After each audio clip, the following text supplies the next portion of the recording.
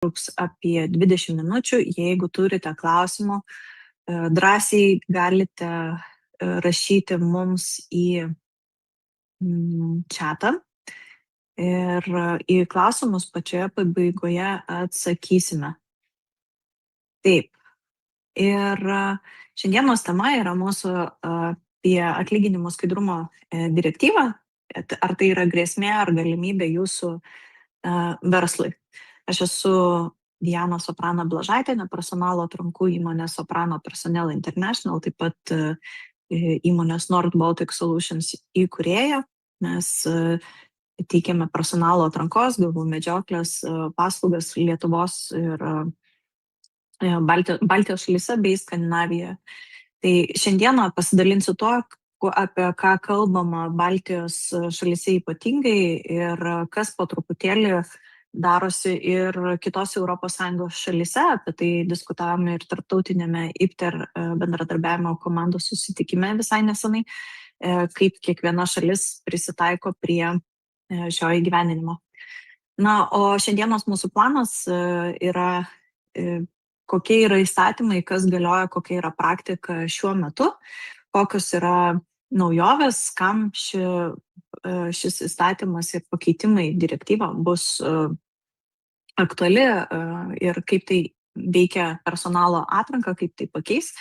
Pakalbėsime, kuo ši direktyva yra kaip galimybė, kaip tai yra susijęs su darbdavio įvaizdžio ir ką reikėtų žinoti prieš priimant naujus darbuotojus įsigaliojus direktyvai. Na ir tikiu, kad šiandieną dalyvaujantis yra galbūt ir tie, kurie turi savo verslą, tie, kurie dirba finansų srityje įmonėse. Nemažai mums po šių seminarų rašo buhalterijos atstovų, dėl to, kad ši tema yra ypatingai aktuali visoms organizacijoms, bet ypač turinčiam daugiau negu 100 darbuotojų ir tom, kurios veikia ES valstybėse, personalo specialistams, kurie rengia darbo skelbimus, atlyginimų struktūras, vadovų, finansų vadovams, kurie planuoja biudžetus ir atlieka atlyginimo analizę. Nemažai artėja ir GPM pokyčių, personalo atrankos įmonėms, kurios turi pritaikyti kandidatų paieškos ir pristatymo procesus. Tai paliečia gana nemažą organizacijos dalį, todėl šiandieną mes paliesime per tas kelias prizmes. Taigi, kokia yra dabartinė praktika? Pirmas dalykas tai yra šiuo metu jau yra įteisinta teisė į vienodą atlygį už vienodos vertės darbą 157 ES sutartyje ir direktyvoje, kurios numeraciją čia ir matot, nebekartosiu. Tai yra lygių galimybių principas, draudžiama diskriminacija dėl lyties atlyginimo srityje.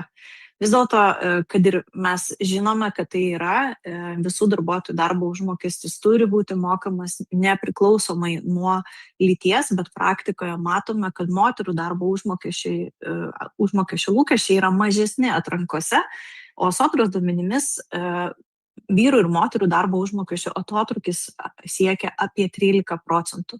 Mes matome, kad ir kandidatai atėję darbantis į pokalbius dėl darbo, moteris įvardina šiek tiek mažesnius lūkesčius. Vėlgi yra ir kitas aspektas, kaip mes priimame ir pasidaliname tais lūkesčiais, kas yra aktualu. Ir dažnai būna moteris sako, susimažina, o vyrai padidina. Tai didžiausias iššūkis bus mažiausiams įmonėms, kurių Lietuvoje yra daugiausiai, tai yra apie 90% tokių įmonių. Tai šita direktyva, ką reikės pakeisti, pritaikyti, šiek tiek gal ir tos administracinės naštos gausis daugiau. Darbo užmokesčio sistemas įsidiegusios yra dažniausiai tik didžiosios įmonės, kokybė nėra kontroliuojama, svarbu turėti sistemą, kuri veikia ar ne, bet tai nėra labai griežtai tikrinama. Darbdaviai privalo skelbti siūlomą atlyginimą arba jo intervalo darbo skelbime, tai yra gal jau sena naujiena ir kandidatai iš karto žino jau tuos dalykus ir reaguoja. Kartais mes matom dar įdomų tokį dalyką, kad bet dalyvaujant, pavyzdžiui, Facebooko grupėse, jeigu ten darbo skelbimas yra, ką aš atkreipiu dėmesį, kad Norvegijai, tarkim, tai nėra privaloma, bet kad patys kandidatai sako, tai yra nelegalu, kodėl jūs nesidalinat.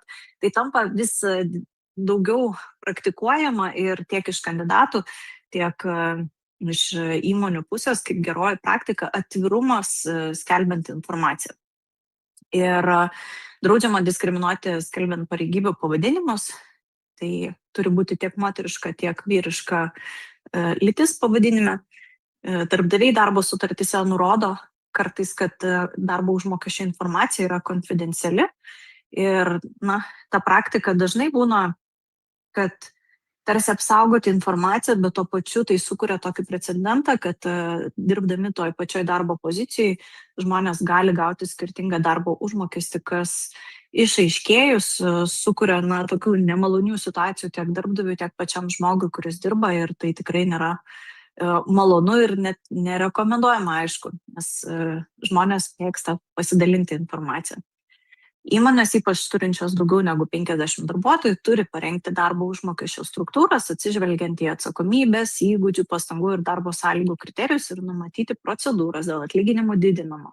Šiuo metu netikrinama, kaip tai įgyvendinama ar kokybiškai įgyvendinama. Darbuotojai gali gauti ataskaitą su savo atlyginimo ir vidutiniais tos pačios lyties ir priešingos lyties darbuotojų atlyginimais. Darbdavys negali drausti dalintis atlyginimo informaciją. Ir darbuotojų atstovai gali prašyti informacijos apie lyčių darbo užmokesčio skirtumą, jei jis viršė 5%, darbdavys turi pateikti paaiškinimą per 6 mėnesius. Tai kodėl yra svarbu? Šitos esamos taisyklės, tai ko mes jau dabar laikomės, jos sudaro pagrindą naujam reglamentavimui. Tai yra tarsi papildymas. Daug Lietuvos Respublikos įstatymų jau atitinka ES direktyvos principus. Tačiau ateina tos naujovės, kurias mes turime pritaikyti ir įgyvendinti. Tai ką reiškia pagrindiniai, kokie yra tie reikalavimai? Beje, mes nepaminėjau, kad šita direktyva įsigalioja nuo kitų metų birželio mėnesio. Tas yra labai svarbu, kad būtų įgyvendinta iki to ir vėlgi labai rekomenduoju pradėti ruoštis, nepalikti to paskutiniai minutiai. Atlyginimo skaidrumas atrankoje. Darbdaviai privalės informuoti kandidatus apie pradinį atlyginimą arba jo intervalą prieš darbo pokalbį bei skelbime. Taip mes ir dabar nurodome, tačiau skiriasi tai, kad darbdaviai negalės klausti apie ankstesnius atlyginimus ir tai negali būti priežastis atsisakyti priimti kandidatą į darbą, nes gali būti laikoma, kad tai yra diskriminacija ir kandidatas neprivalės atsakyti. Dabar labai dažnai yra klausima, kiek jūs uždirbate ir tada sako, tai gerai, mes tada galim tiek mokėti ir kažkur nuo to tarsi tai yra atskaitinis taškas. Ir tada jeigu kandidatas, pavyzdžiui, pasako mažiau negu kitas kandidatas, tai gali tarsi pagrindu ir ne dėl to būti, tai siekiama to išvengti. Darbuotojų teisė į informaciją. Darbuotojai gali prašyti vidutinio atlyginimo lygio pagal lytį jų atliekamam darbui. Darbdaviai privalo atskleisti atlyginimo nustatymo ir karjeros augimo kriterijus, kurie turi būti objektyvūs ir lyčių atžvilgių neutralūs. Čia yra 2 įdomus momentai ir vėliau dar papasakosiu, kuo svarbu, kad, tarkim, gali būti susijusios įmonės arba netgi padaliniai ir darbo užmokesčio skirtumai. Ir iš tikrųjų tai yra labai svarbu, kad tai būtų apibūdinama. Dar viena yra naujovė, tai yra apie minkštuosius įgūdžius. Kokie dar reikalavimai? Tai bus reikalinga teikti ataskaitas. Darbdaviai su daugiau nei 250 darbuotojų teiks ataskaitas. Darbdaviai nuo 100 iki 249 darbuotojų teiks ataskaitas kas 3 metus, o darbdaviai su mažiau nei 100 darbuotojų neprivalės teikti ataskaitų. Ir ataskaitų teikimo laikotarpis skiriasi, kad ne visiems iš karto reikia, ar ne? Koreguojami veiksmai. Direktyva reikalauja, kad jeigu vidutinis lyčių darbo užmokesčio skirtumas yra daugiau negu 5% ir negali būti pagrįstas kažkokiais objektyviais, neutraliais kriterijais ir jeigu tai nėra pašalinama per 6 mėnesius, darbdavys turi kartu su darbuotojų atstovais parengti veiksmų planą ir prieš tai atlikęs bendrą atlygio vertinimą. Kodėl, kokiais kriterijais, ką reikėtų žinoti, ir tai turi būti labai aiškiai aprašyta prieinama, pateikiama informacija. Teisė į kompensaciją ir įrodinėjimo našta jau tie, kas patyrė tą diskriminaciją, gali prašyti pilnos kompensacijos. Ir šita našta įrodinėti jau yra perkelta darbdaviui. Tai direktyva taip pat apima dar ir susikertančią diskriminaciją, pavyzdžiui, lytis plus negalia, ar ne? Įdomi naujiena, kad atsiranda minkštieji įgūdžiai, kuriuos vėlgi reikia labai atkreipti dėmesį, nes gali tai tapti irgi tokių klausimų, kaip sprendžiama ir ta vieta, kur gali tapti interpretacijai vieta. Tai mano akimis, kad tai yra šiek tiek viena iš tų vietų, kur yra rizika, todėl į tai reikėtų atkreipti dėmesį. Ir ypatingai tie minkštieji įgūdžiai žaidžia tam tikrose pozicijose. Tai yra, pavyzdžiui, medicinos darbuotojai, mokytojai, darželio, ar ne, ir taip toliau. Tai plus pastangos, plus atsakomybės lygis, čia jau yra užduotis, kaip personalistai ir vadovai turės pasiruošti metiniams pokalbiams, kaip tai pamatuoti, kaip tai įvardinti, kad būtų žinoma, ar ne, kas tai yra svarbu, kokie tie kriterijai yra. Labai svarbu numatyti kriterijus ne tik darbo užmokesčiui, bet ir papildomoms naudoms, priedai, kokia ta priemokų kintamoji darbo užmokesčių dalis, papildomos naudos, kaip tai yra skiriama tam tikrai pozicijai. Pavyzdžiui, kodėl vienas žmogus dirbdamas tokioj pačioj pozicijai gauna papildomai gyvybės draudimą, dar kitas gauna galbūt sporto klubo abonementą, o dar vienas darbuotojas dirbdamas toj pačioj pozicijai negauna visiškai jokių papildomų naudų. Pagal kokius kriterijus tas darbuotojas yra įtrauktas į vieną grupę ir kodėl joje yra kiti. Informaciją reikės teikti ir sodrai, nebe tik apie darbo užmokestį, bet ir apie laiką, kad būtų aiškiau matoma informacija. Tai panaikinamos yra netesybų ribos, čia labai yra svarbu atkreipti dėmesį, nes tai yra apie pasekmes. Pažeidus vienodo darbo užmokesčio principą, pasekmes retrospektyviai nuo pažeidimo momento. Direktyva įpareigojo ES narės nustatyti sankcijas, kurios būtų efektyvios, proporcingos ir atgrasančios, o nukentėję darbuotojai turės teisę į visišką kompensaciją, skaitant pradelstus mokėjimus, priedus ir panašiai. Tai yra, toksai skamba griežtai, ar ne, bet iš vienos pusės tai galbūt irgi toks įpareigojimas privers atkreipti dėmesį ir tą atotrūkį tarp darbo užmokesčio ir tą visą skaidrumą įgyvendinti paprasčiau. Atrankos agentūros, ką turėtų žinoti, arba personalistai, ką turėtų žinoti, tai kad turėsime skelbti atlyginimo intervalus klientų vardu ir komunikuoti sąžiningai. Žinoma, tai ir padidins kandidatų pasitikėjimą, tai gal ir bus tam tikras filtras ir sumažins užsitęsusio derybų procesų riziką. Dėl to, kad kartais būna, kad labai didžiulis įsidarbinant būna intervalas ir tas intervalas užtrunka gana ilgai, kol išsiaiškina ir iki paskutinio etapo ateina kandidatai su jau tais, kas priima sprendimą ir tos derybos kartais gali užtrukti ilgai, bet nebūtinai atnešti kažkokių tai rezultatų. Bus draudžiama, kaip ir minėjau, klausti apie ankstesnį atlyginimą, todėl reikės remtis rinkos duomenimis ir objektyviais kriterijais. Kartais ir dabar būna, kad kandidatai sako, aš noriu gauti tokį atlyginimą į rankas, bet papildomų naudą ar kažkokių ten, tarkim, draudimą atsinešu iš ankstesnės darbovietės ir norėčiau, kad ir čia jį gauti ir tęsti, bet tai, kiek aš dabar gaunu, tai yra mano asmeninis reikalas. Tai dabar jau ir nebus galima klausti ir tai neturėtų būti kriterijus priimti arba neprimti į darbą. Iš kitos pusės, kaip ir logiška, dėl to, kad mes paskelbėme ir tinka arba netinka, jeigu žmogus kandidatavo, reiškia tinka. Tai darbdavio sąžiningumas prisidės prie darbdavio įvaizdžio. Kandidatam ypatingai yra svarbu atvirumas, vertybių laikymasis, karjeros galimybės, kultūra, ne tik atlyginimas, todėl daug kas įvardina kaip priežastį kad keičiu darbą, sužinau, kad mano kolega, kuris dirba tą patį darbą, gauna gerokai didesnį atlyginimą ir tam prasideda interpretacijos, kodėl tas atlyginimas mokamas vienoks ar kitoks ir tam žmogui, kuris dirba tą darbą. Tada būna nusivylimas ir ieškoma kitų galimybių.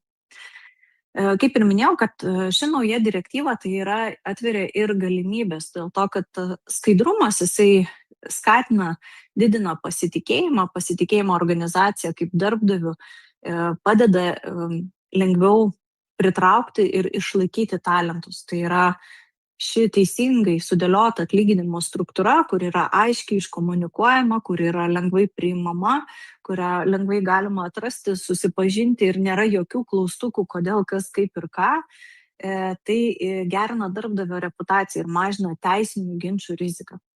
Kuo aiškiau, tuo visada yra geriau. Nuo atrankos iki įgyvendinimo ir pačių visų vidinių įmonės organizacijos procesų.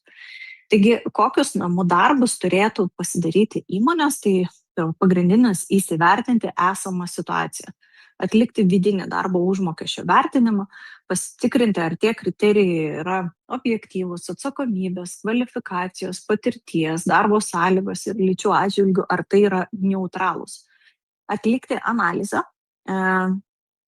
lyčių darbo užmokesčio analizę, tai yra surinkti duomenis, nustatyti skirtumus. Jei skirtumas yra daugiau negu 5%, reikėtų parengti su darbuotojų atstovais bendrą atlyginimų vertinimą ir planą, kaip sumažinti tą atotrūkį. Žinoma, jeigu planuojate ieškoti naujų komandos narių, reikėtų labai aiškiai nurodyti atlyginimo intervalą, nenaudoti diskriminuojančios ar lyčiai palankios kalbos, kas, man atrodo, jau kaip ir įprasta pas mus yra.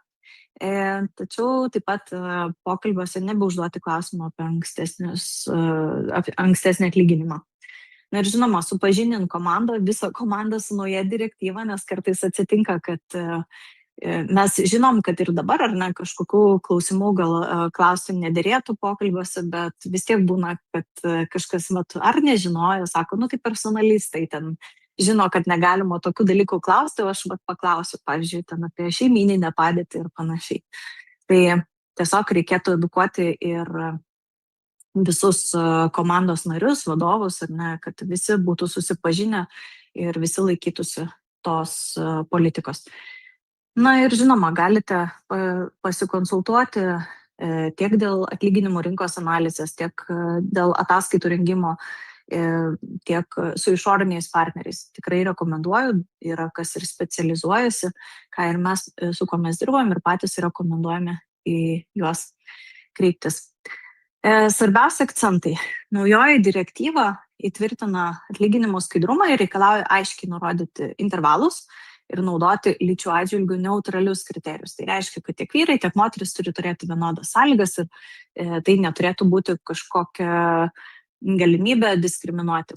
Darbdaviai, kurie turi daugiau negu 100 darbuotojų, turės teikti lyčių darbo užmokesčio ataskaitas ir imtis priemonių, jeigu skirtumas viršė 5%, būtinai reikės atlikti namų darbus. Darbdaviai negalės klausti kandidato apie ankstesnius atlyginimus ir nebebus galima įpareigoti darbo sutartimis,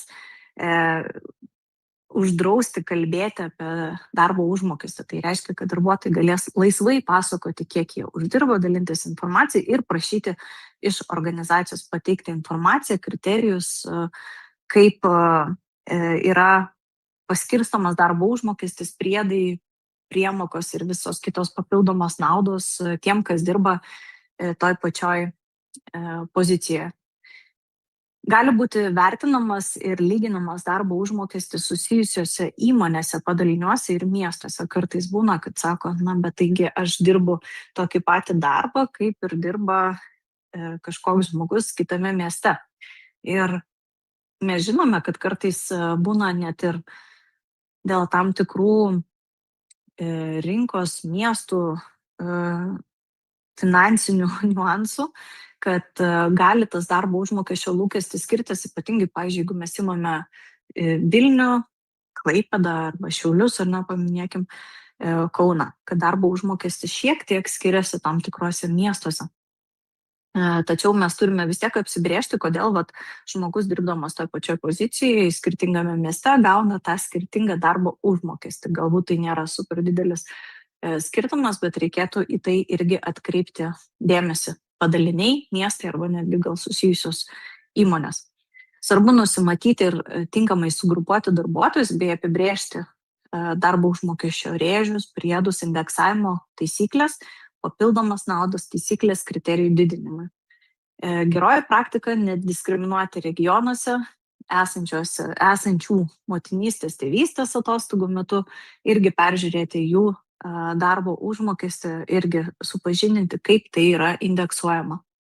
Na ir žinoma, metinių pokalbių metu duoti grįžtamąjį ryšį apie tikslų lūkesčių išpildymą. Čia vėlgi norėčiau priminti ir pabrėžti, kad ypatingai yra svarbu atkreipti dėmesį, jeigu jūsų organizacijų yra žmonės, kurie turi darbe, įeina tie minkštieji įgūdžiai, bendravimo įgūdžiai, kaip tai yra apibrėžta ir kaip tai yra apibūdinta, ar ne, kaip tai yra matuojama galbūt, jeigu tai yra viena iš pagrindinių reikalingų savybių. O už įgyvendinimą yra atsakinga visa organizacija. Tai nėra tik buhalterijos, tik personalistų, tai yra nuo buhalterijos iki vadovybės. Tas skaidrumas kaip vertybė, ar ne, jeigu anksčiau būdavo kartais sakydavo, na, va čia mūsų kaip ir vertybė, bet nėra iki galo įgyvendinama, nėra iki galo vadovaujamasi, tai tampa, na, norma. Tai va. Tiem, kam būtų aktualu, kaip tai yra irgi dalis integruojama į darbdavio įvaizdžio formavimą, kviečiu prisijungti į Mastermind grupę. Turime kelias vietas kitiem metam tik tai. Galėsime pasidalinti informaciją. Nu, aš šiandieną noriu priminti, kad tie, kas dalyvavote, užsiregistravę, gausite dovanų atmintinę apie šią direktyvą. Na, o kas norite paklausti, galbūt daugiau turite pasiūlymų, tai kviečiu bendrauti, susisiekti socialiniuose tinkluose, galite susikonektinti LinkedIn tinkle. Ir dabar žiūriu taip, paskutinės minutės klausimam. Kol kas matau, vienas klausimas jau atsakytas yra, paminėjau, o apie bazinį atlyginimą ar apie bazinį atlyginimą su priedais ar darbo užmokesčio analizę. Na, aš manau, kad pagal rekomendacijas bus bazinis atlyginimas ir atlyginimas plus priedai, dėl to, kad reikės ir išskirti, kaip yra mokami tie priedai, dėl to, kad, kaip ir minėjau, kodėl vienas žmogus dirbdamas toj pozicijoje gauna vienokias papildomas naudas, o kitas kitokias, ar ne? Tai yra labai svarbu apibrėžti, kodėl. Mes žinom, kad irgi būna, sako, na, tarkim, viename podcast'e visai nesenai teko irgi dalintis apie tai, kad, sako, pas mus nėra populiarios, pavyzdžiui, kažkokios picos dienos, komandiniai renginiai, nepritraukiam. Dėl to, kad ne visiems yra galbūt aktuali informacija.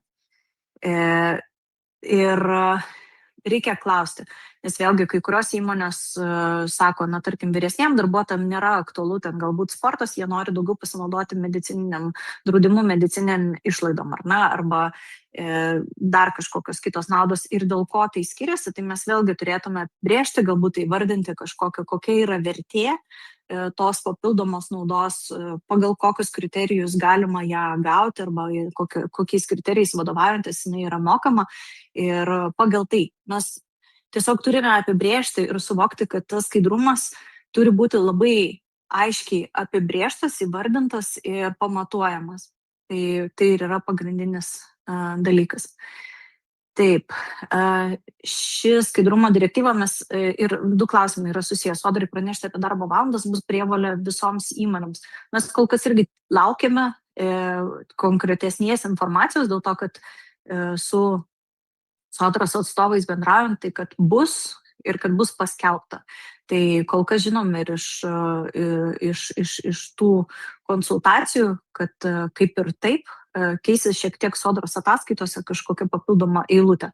kol kas dar lyg ir nepaskelbė šiom dienom. Taip, direktyva taip, ji įsigalios ir tiem, kurie turi iki 100 darbuotojų, tai daugiau iš tos perspektyvos dėl darbo užmokesčio skaidrumo, dėl informacijos pateikimo klausimų ar ne, ieškant, samdant darbuotojus iš atrankos pusės. Taip. Tačiau skirsis ataskaitos, tai vėlgi matysit ir, man atrodo, mes ir atmintinėje esam paminėję dėl ataskaitų dydžio. Taip, ar yra kriterijai, kas yra vienodas darbas? Pozicija. Manau, kad pagrindiniai kiekvienoj organizacijai tie kriterijai gali būti, ko gero, skirtingi, bet tas vienodas darbas, tai kokios pareigos eina, kiek tas žmogus dirba tokio paties pobūdžio darbo kaip ir kiti, ar ne? Tai va. Man atrodo, kad visus klausimus atsakiau. Taip. Dar vienas. Taip, jeigu pareigos yra tos pačios, o darbas kiekvieno asmens dirbama prie skirtingo darbo centrų. Vėlgi reikia žiūrėti pagal padalinius, pagal veiklą, kaip tai bus matuojama, ar ne? Nes jeigu pareigos yra tos pačios, bet žmogus kaip ir dirba galbūt skirtingose miestuose, skirtingose padaliniuose, vėlgi netgi atsižvelgti tai, kad tai gali būti net ir skirtingose šalyse Europos Sąjungoje. Tai turi būti pagrindimas, kodėl žmonės dirbdami tame, koks tas rėžis yra, pagal ką, ar ne. Tai nereiškia, kad tik tai fiksas, bet turi būti intervalas ir kriterijai, pagal kuriuos už tą intervalą yra, kodėl būtent toks darbo užmokestis mokamas. Taip. Dabar matau dar lyg tai vienas klausimas, tuoj. Čia tas pats padalinys, tas pats skirtingi darbo centrai. Taip. Tai turite apibrėžti tada, kad jeigu, tarkim, yra dar pareigos tos pačios, arba tada jau praplėsti pareigų aprašymą, pareigų pavadinimą, galbūt yra kažkoks tai atsakomybių ribos, ar nes jeigu skiriasi ir žymiai skiriasi, tada jau jūs turite įvardinti. Jeigu tas skirtumas nėra labai žymus, tai tada kaip ir viskas būtų gerai. Bet jeigu atsakomybė skiriasi, tai vėlgi tada jau yra ir pareigos kitos, tada gali būti ir tas rėžis skirtingas. Čia reikėtų atlikti namų darbus ir pasidaryti analizę, išsianalizuoti ir aišku labai atkreipti dėmesį, kad nebūtų skirtingų lyčių. Tai va. Simona, man atrodo, visus klausimus atsakiau. Taip, tikrai taip. Aha. Tai ačiū visiems, kas šiandieną sudalyvavote. Įrašą mes paliksime, pasidalinsime, atsiūsime tiem, kurie buvot užsiregistravę atmintinę, tie, kurie galbūt nebuvot užsiregistravę, bet norėtumėt gauti tą atmintinę dovanų, parašykite mums atranka@soprano.lt ir mes mielai pasidalinsim. O jeigu turite kokių klausimų, kviečiu sekti, bendrauti, LinkedIn platformą galit parašyti ir mielai atsakysiu į klausimus ir iki kitų kartų, iki kitų seminarų, o kol kas, ko gero, linkim gero gruodžio prieš šventinio laikotarpio, kuris būtų prasmingas ir kiek įmanoma mažiau skubėjimo.